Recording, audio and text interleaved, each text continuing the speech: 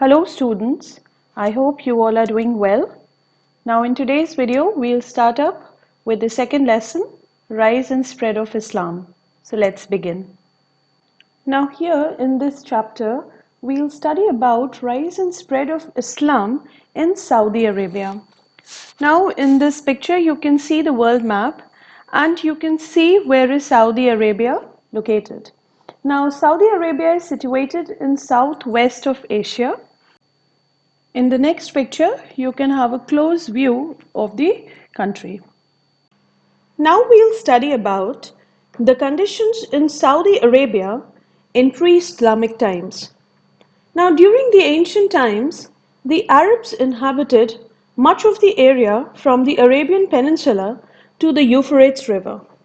The people of Arabia were divided into a number of tribes which lived mainly on the breeding of livestock. Now, livestock included the animals such as sheep, which were kept on the farm. Now, the various tribes were involved in wars over the possession of land, particularly the pastures. The Arabs were not politically organized and only acknowledged the authority of their tribal chiefs. There was no government to enforce law and order. The next we come to religion in pre-Islamic Arabia. Now, religion in pre-Islamic period was a mix of polytheism, Judaism, and Christianity. During the first 600 years of the Christian era, trade with other lands had become important, which brought Arabs into contact with new ideas. Now, in the 7th century, a new religion, that was Islam, arose in Arabia, which within a very short period not only united the warring tribes but also led to the establishment of a big empire and the building of a civilization which was one of the finest of its times. Next, we come to the meaning of Islam. Now, the word Islam means submission, that is, submission to the will of Allah. Now, the followers of Islam are called Muslims. Now, the term Muslim is given to people who give themselves to God. Now, Muslims worship only one God, that is Allah. Prophet Muhammad propagated the religion of Islam. The followers of Islam consider Prophet Muhammad as Allah's messenger. Muhammad is the last prophet of Allah, the messenger who has been sent to all mankind. Now we come to the early life of Prophet Muhammad. Now Muhammad was born in Mecca in the year 570 CE. Since his father died before his birth and his mother died shortly thereafter, he was raised by his uncle. He was raised illiterate, unable to read or write, and remained so till his death. As he grew up, he became known to be truthful, honest, trustworthy, generous, and sincere. He was so trustworthy that they called him Al-Amin, the trustworthy one. Until midlife, Prophet Muhammad lived the life of a prosperous trader. In 610 CE, Muhammad had a spiritual experience and became a prophet. He called himself the messenger of the Supreme Being, Allah, whose message he had to spread. Now Muhammad was very religious and he had long detested the decadence and idolatry of his society. He preached against idol worship. Arabia at that time was ruled by a number of tribes who worshipped many gods and performed many rites and sacrifices. They did not like Muhammad's teachings. Muhammad was forced to leave Mecca and move to Medina in 622 CE with his followers. Now in this picture you can see that Prophet Muhammad is moving out of Mecca and moving towards Medina. In the next picture you can see the map of Saudi Arabia and the distance between Medina and Mecca.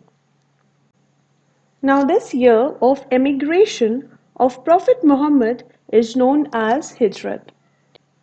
Now, Hijrat is one of the most important events in the history of Islam.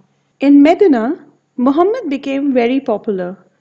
Until 632 CE, the year of his death, Muhammad was the leader of almost the whole of Arabia. The Muslim community was left without a leader after his death. Now we'll see how did Muhammad's successors spread Islam. When Muhammad died, the community wasn't sure how to choose a leader, but they were sure that they needed someone to spread the message of Allah. Muhammad didn't name a successor, so Muslim community selected Abu Bakr, his friend and follower, to become the first caliph or successor. Now, caliphs or khalifa were the successors of Prophet. They were also the political and religious heads of the Muslim community. Now we'll see the first four caliphs. They were Abu Bakr, Umar, Usman, and Ali. Abu Bakr was the first caliph. One of his daughters was Muhammad's wife, and he was the friend of Muhammad. Now we'll see to the teachings of Muhammad. Worship one God called Allah. Allah had an absolute will and controls all man's actions. Quran is the holy book of Muslims, and a Muslim has five religious obligations known as the five pillars of Islam. In the next picture, you can see the Holy Quran, which is the religious book of Muslims. Now we come to the five pillars of Islam. Now Muslim people who follow Islam have five duties which are called the five pillars of Islam. Every Muslim tries to carry out these five things, and it helps them to feel that they are members of a worldwide Muslim community. Now the first pillar is Shahada, or the confession of faith. A Muslim's most essential obligation is to repeat, there is no God but Allah, Muhammad is his prophet. Now Muslims say this when they are praying. Now the second pillar is the Salah, or the prayer. Now, a Muslim must offer prayer, that is namaz, 5 times every day and on Friday afternoons in a mosque. Then, when they are praying, they should face Mecca in Arabia and should pray on a prayer mat. The third pillar is zakat, or alms giving. Now, Muslims must give alms to the poor as an offering to Allah and a religious act. In this way, they believe that their wealth is made pure. The fourth pillar is Saum, or fasting. Muslims must keep fast from dawn to dusk during Ramadan or Ramzan, the 9th month of the lunar year.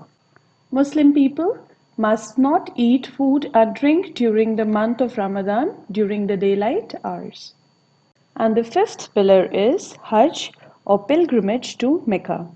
Now, once in his lifetime, every Muslim who is financially and physically able must travel to Mecca. This pilgrimage is called Hajj. Now, Islam asks its followers to observe certain rules. A Muslim should not worship an idol. He must not lend money on interest. He should lead a life of virtue and benevolence. And all Muslims must regard themselves as brothers and equals. With this, we come to an end of the first part of our video. I hope you all have understood it well. The remaining portion we'll complete in the next video. Till then, have a good day.